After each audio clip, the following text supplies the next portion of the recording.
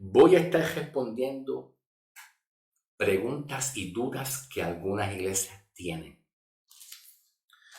Respecto a una pregunta que cariñosamente un hermano me escribió, en la cual yo lo leí en el primer video que yo hice, hablando del rapto o del arrebatamiento de la iglesia. La pregunta que el hermano me escribió fue: ¿pasará la iglesia por la gran tribulación, sí o no? ¿Sí o no? Pero yo voy a responder eso. Porque la iglesia, cuando hablamos el término de iglesia,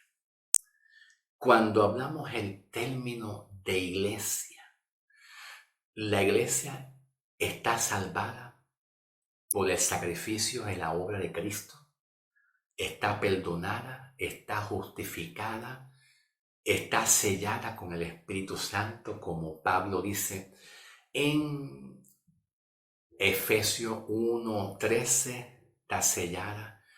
La iglesia está guardada con Cristo, guardada y protegida, ¿ok? Esa es la iglesia, ¿ok? Esa es la iglesia. Por lo tanto, Cristo compró a su iglesia. De ser un esclavo del pecado, somos esclavos de Cristo, siervo de Cristo. La compró mediante su sacrificio para que perteneciéramos a Él y estuviéramos guardados en su presencia, como dice Pablo en Colosenses 3, del 1 al 2. Pablo dice en Colosenses 3, del 1 al 2, que estamos escondidos o guardados con Cristo, protegido nuestra salvación. Ok.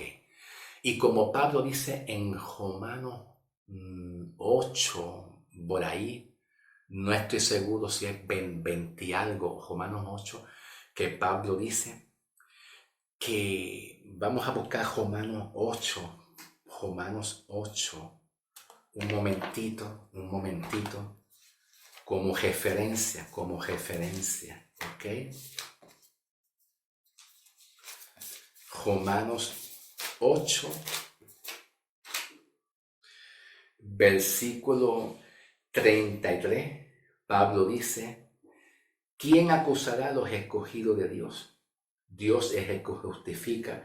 Y más adelante, versículo 38 y 39, porque estoy convencido de que ni la muerte, ni la vida, ni ángeles, ni principados, ni potestades, ni lo presente, ni lo porvenir, ni lo alto, ni lo profundo, ni ninguna cosa creada en este mundo nos podrá apartar del amor de Dios. Nada te podrá separar de lo que es el plan de salvación que Dios depositó en ti.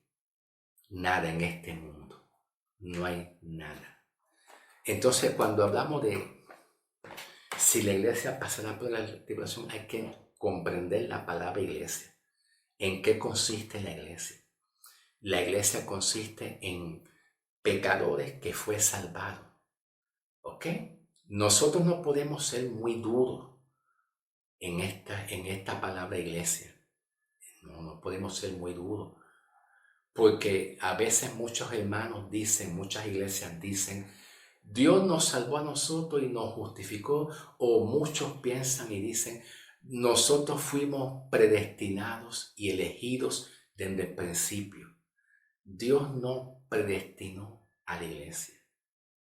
¿Ok? Eso yo diría que no está correcto. No es la forma correcta de aplicarlo. No es la forma correcta de nosotros aplicar esa enseñanza. ¿Ok?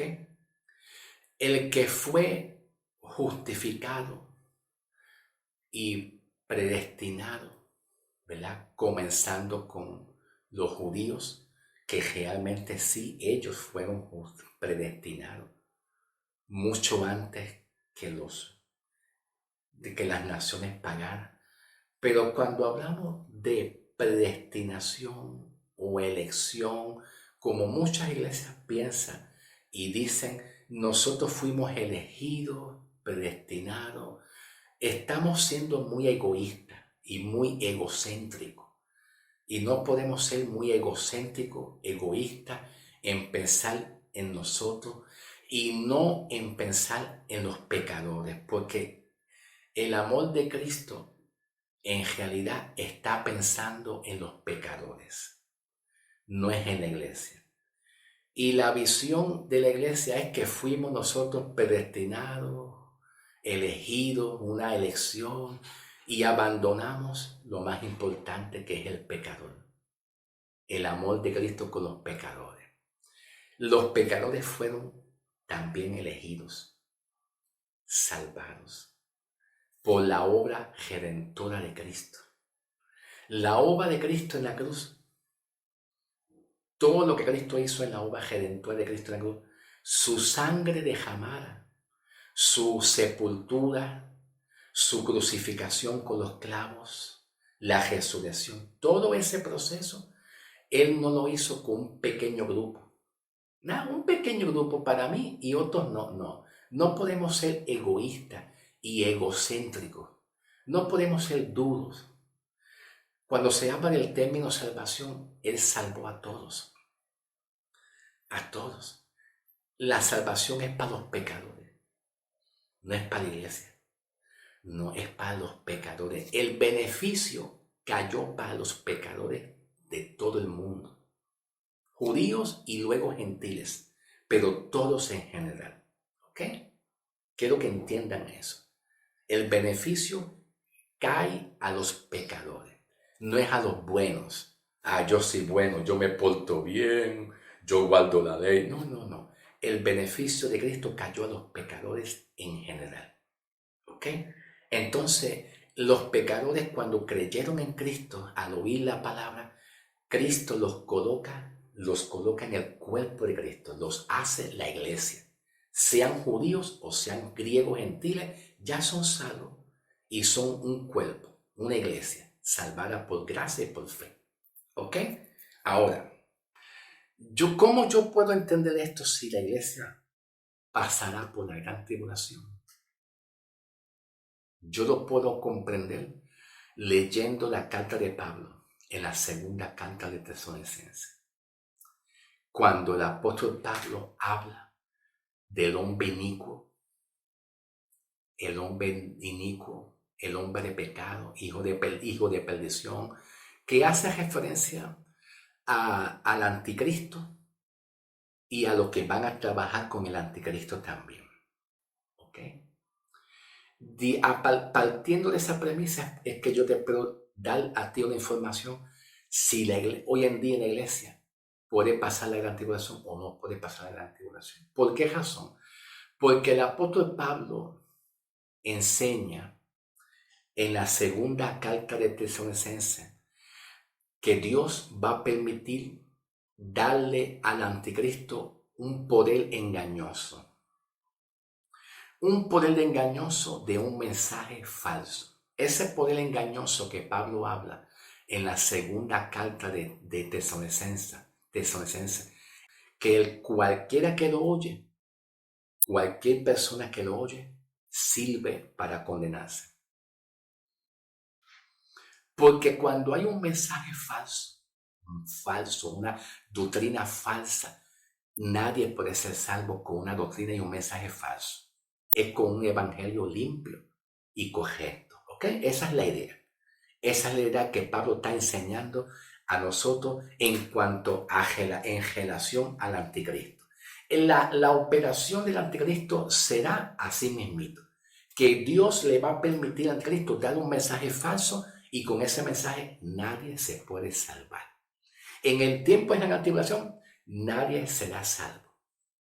De que muchos pastores, maestros, evangelistas piensan y dicen que hoy en día el que no se salvó, no te preocupes, que cuando llegue el tiempo de la gran tribulación habrá otra forma de salvación. Mentira. ¿Por qué? Porque en ese tiempo Dios permitirá darle al anticristo un mensaje falso, una operación de mentira y de engaño falso para que se condene. Entonces, hoy en día, ese poder engañoso que Dios le va a dar al anticristo o va a permitir que el anticristo tenga, ese poder engañoso, juntamente con milagros, señales falsas, con avivamientos o señales y milagros falsos y mentirosos, como Pablo dice, pues eso mismo está ocurriendo en el tiempo actual.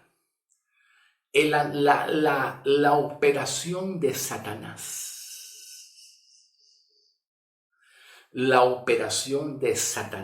y sus demonios o sus espíritus de doctrina de demonios, como Pablo lo expresa en la primera carta de Timoteo,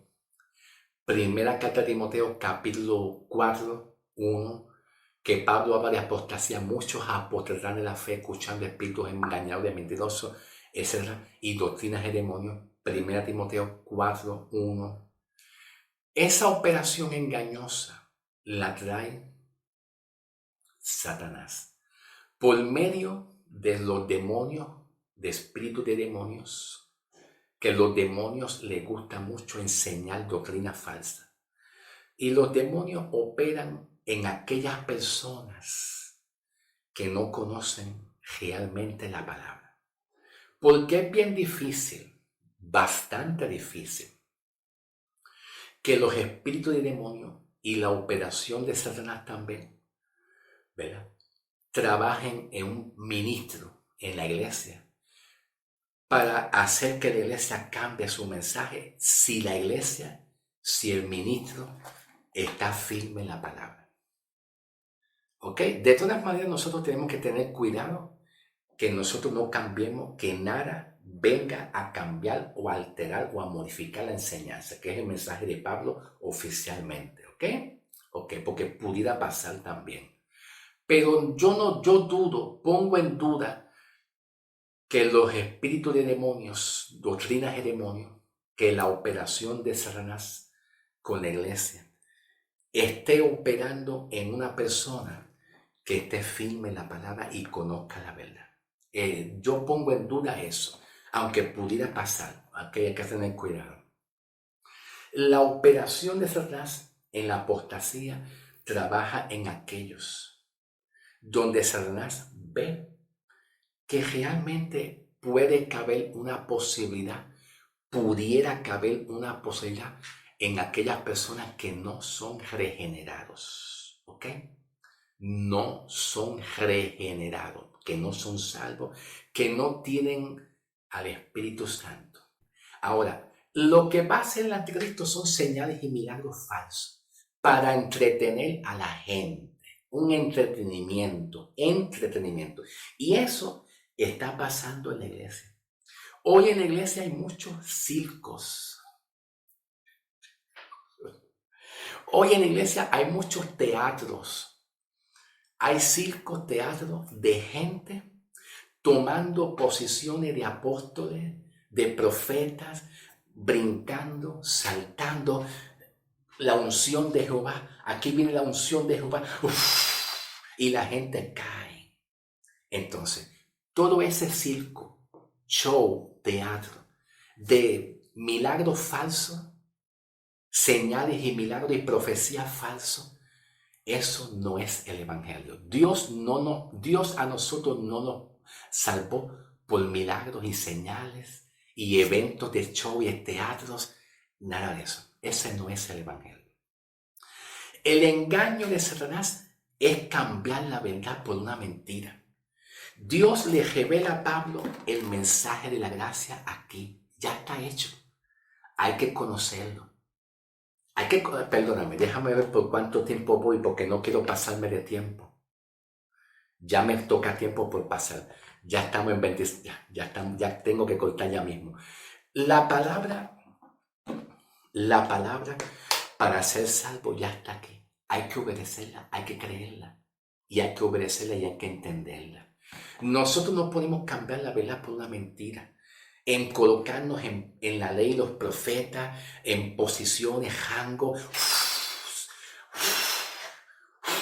caen al piso, señales y milagros mentirosos, falsos, porque ese no es el evangelio. Y una persona que anda en ese mover, una iglesia las personas que andan en ese tipo de movimiento, de mover, no predican la verdad, están siendo engañados, están en apostasía. Y el que es apóstata no es difícil que se salve, porque el apóstata hoy en día, bajo la operación de Satanás, cambiando la verdad por una mentira y vivir por apariencia y religiosidad, no conocemos la verdad del evangelio, estamos viviendo otro evangelio falso. Y todas estas cosas, esta forma de vida que están viviendo muchos de la iglesia, nos podía llevar a una apostasía global, donde en el tiempo futuro se va a manifestar la apostasía global, que Pablo habla aquí en Segunda de Tesalonicenses. Vamos a pausar un momentito, no he terminado todavía. Pausamos y continuamos, pausamos para continuar, ¿ok?